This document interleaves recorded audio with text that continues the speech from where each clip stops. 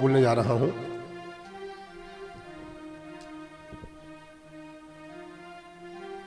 सिवनी के इतिहास में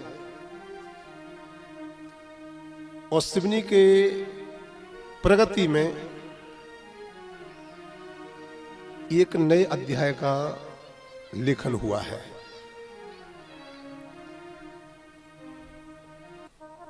मात्र शक्ति संगठन के द्वारा, इनकी तपस्या के बल के प्रभाव के द्वारा सिवनी में, जिसकी शायद बहुत लोगों ने कल्पना भी नहीं की होगी, बहुत लोगों को पता भी नहीं होगा कि यहां ऐसा भी हो सकता है, लेकिन बहुत वर्षों तक श्री मातृ शक्ति संगठन ने तप किया, परिश्रम किया, मेहनत की। और ये वो संस्था है जो देश के अमर बलिदानों के लिए साल भर कुछ ना कुछ करती रहती है। इसलिए मैं चाहूंगा देश के उन वीर अमर बलिदानों की याद में, जो पुण्य, परोपकार और महान कार्य करते हैं देश हित के लिए, हमारे सिवनी के मातृ शक्ति सेवा संगठन के लिए दोनों हाथ उठा के ताली जरूर बजाओ। और इन्हीं माताओं के, इन्हीं बहनों के पावन तपस्या से T-55 टैंक, वो तोप, जिसने 1965 में पाकिस्तान के छक्के छोड़ाए, 1999 पाकिस्तान को धूल चटाई,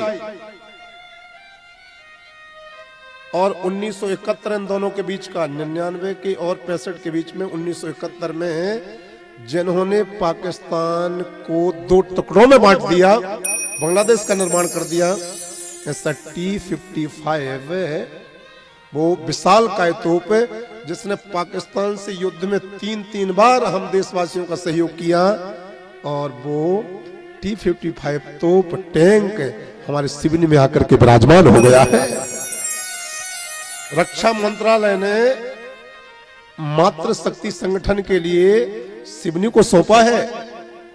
तो मैं मातृ शक्ति संगठन के अध्यक्ष महोदया हमारी बड़ी बहन श्रीमती सीमा चौहान और इनके साथ में जितनी हमारी संगठन की माताएं और बहनें हैं, मैं चाहूंगा इनके सम्मान में एक बार दोनों हाथ उठा के ताली जरूर बजा दीजिएगा।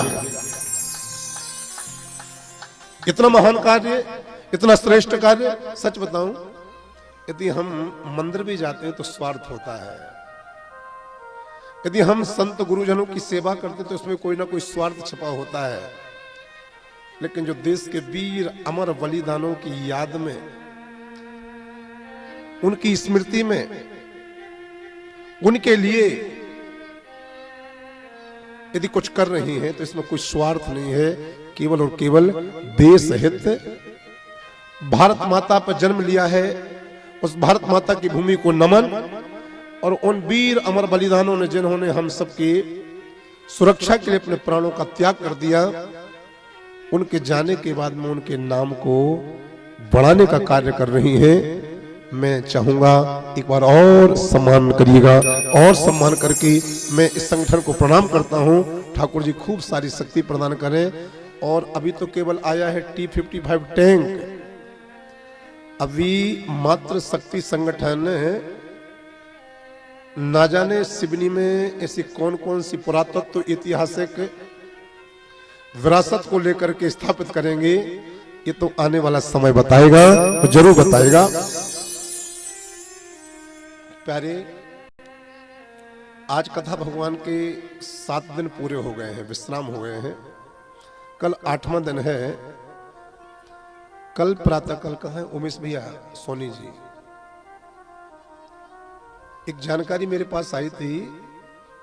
कल हमारे उमेश सोनी जी हैं ना, अपने राजपूत कॉलोनी वाले, उमेश भैया की इच्छा है कि गुरुदेव जी कल हम पंडाल में कन्या भोजन कराना चाह रहे हैं। तो उनके द्वारा कल प्रातः काल 10 बजे से लेकर 11 बजे से लेकर 11:30 बजे तक कन्याओं का पूजन है और कन्या भोजन है। एक बार उमेश भैया के लिए दोनों हाथ उठा के ताली बजाओ। देवी पुराण की कथा हो रही है, आपके मन में कन्या पूजन का और कन्याओं को भोजन कराने का ये मन में विचार आया है, ये निश्चित ही बहुत पुण्यदायी और परोपकारी है। मैं आशीर्वाद देता हूँ, माता रानी से प्रार्थना करता हूँ कि आपकी समस्त मनोकामना पूरी हो में। और एक और, हाँ वो आगे उमेश भैया, दौड़ के आओ जरा आगे, भाग के आओ, भाग के। हमारे उमेश भैया के लिए और दीदी कहाँ बैठी, तुम दोनों पति पत्नी खड़े हो जाओ, हो जाओ। उमेश भैया सबको दोनों हाथ उठा के हाथ जोड़ लो और ताली बजाओ उनके लिए एक बार जोर से। भैया के मन में बहुत भाव आया, बोले गुरुजी हमें कन्या पूजन करना है और कन्या भोजन कराना है, और भगवती पराम्बा विराजमान है, देवी पुराण के रूप में उन्हीं के दरबार में कराना है। तो ऐसे देवी उपासक मेरे लाडले शिष्य उमेश भैया के लिए मैं हृदय से साधुवाद और आशीर्वाद प्रदान करता हूं। और भैया ने कहा कि गुरुदेव जी मुझे एक बार नहीं, दो बार नहीं, इन 7 दिनों में इस दरबार में आकर के जब मैं यहाँ खड़ा हुआ तो मुझे माता रानी ने कम से कम 3 से 4 बार साक्षात दर्शन दिए।